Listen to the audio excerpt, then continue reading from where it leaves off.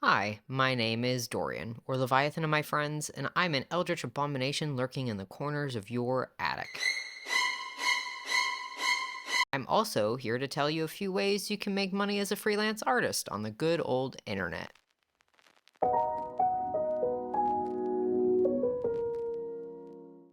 What most artists start with is commissions. Commissions can be anything, ranging from portraits of people's pets to full blown illustrations. I would sit down and make a list of things that you enjoy doing to a maximum of 3. Those of you with ADHD, I am so sorry. May the odds be ever in your favor. Personally, I take half body and full body sketches as well as illustrations. You'll want to price each thing fairly, but I wouldn't go under minimum wage wherever you live. Advertising $5 paintings that look like the Sistine Chapel generally hurt not only you as an artist, but also the art community at large. When you're advertising your commissions, make sure that you're posting at peak times for your audience, and then all you need to do is wait. It might take a while, but honestly, just be annoying about it. Post about it once a day, make a reel or TikTok about them once a week, share it to your story, whatever you can do to get it seen. Honestly, I could do a longer video on commissions themselves, and if you want that, let me know, but it is one of the best ways to break into an art career as a freelancer,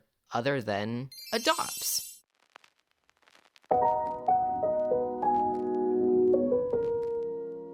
This was and still is a big trend in the art community, especially in furry subsections or those that play TTRPGs like D&D. They're character designs that can be auctioned off or sold at a set price and can range from one design to whole character sheets. I've done quite a few in the past for fun and to help pay the bills. It was a good experience overall. Lots of artists have made lucrative careers from adopts alone, and if you're looking to transition into a 3D modeler or character designer role within a company, it would probably be a pretty good place to learn the basics. I've even seen people charge $600 for VTuber designs if you can figure out how to rig the models. If you're not looking to learn a new digital program, or you'd rather make things to sell physically, you could also open a shop.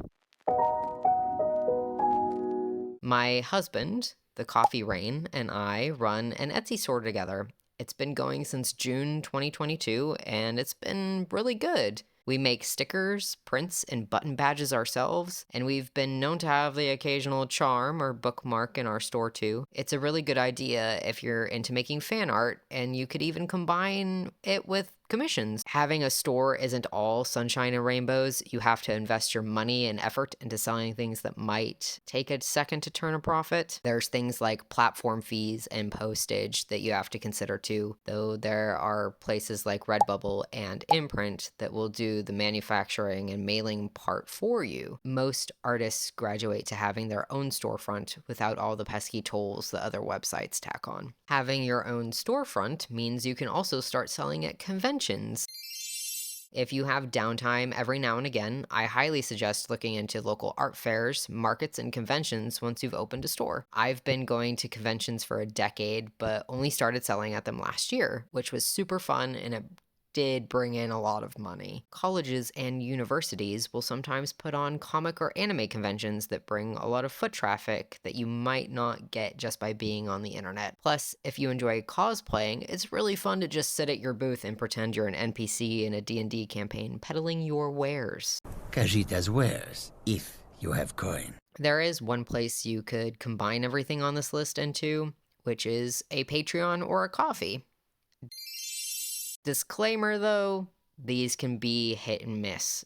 It's been a very gradual build for myself, but there are artists that make a good living for themselves by having a Patreon. You can have sticker and print clubs, give patrons discounts on commissions and access to your high-res art, or even custom brushes that you make yourself. You can give them early access to your videos and Soulsborne boss names and the credits for them for fun, like I do. This is usually an option for people who have a bigger following, but who knows, if you have an extremely dedicated fan base and a smaller audience, you could still make this work. Just make sure you keep it simple, especially at the start.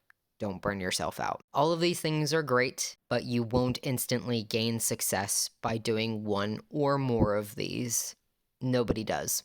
If they do, they're incredibly lucky, and I want to know what eldritch monster they sold their soul to. You might have to continue your full-time or part-time job for 7 years before you see results, speaking from experience. It truly is all about persistence, consistent posting, and not giving up when your market dries up. You will need to do multiple things to make money, unfortunately, but it is worth it if you're doing something that you love. Build your audience and reputation.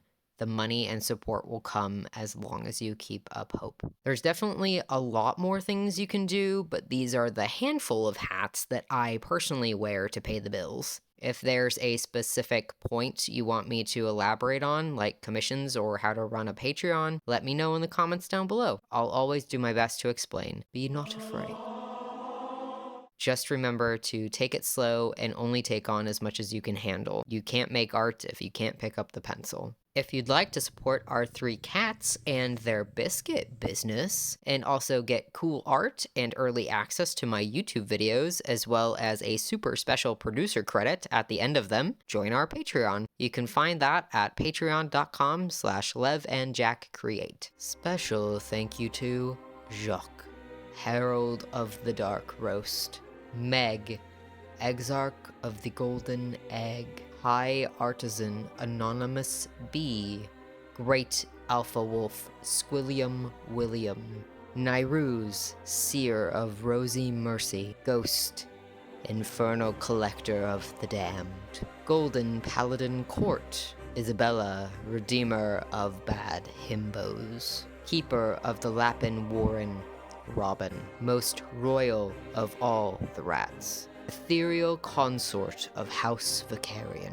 fungal sovereign Tass, exalted curator Wick, the under-elf of Delphinia, paragon of starlight, an impossible amount of rat babies, divine herald Jordan, Estrella, Sage of the Outer Realms, Wretched Sauce of House Worcestershire, Champion Pallypunk of the Immortal Valley, Tailor of Macabre Coney Livery, Eternal Apostle Austin, the Contingent of Fables, the Eminence of Light, Bunny, Exarch of the Ornate Tomb, Harley the Sanguinous, Grand Overlord Silas, Being of Exalted Sunlight, Delegate of Clan Latiners, Eternal Consul Pooja, High Magi Katie, and the Herald of Wrens.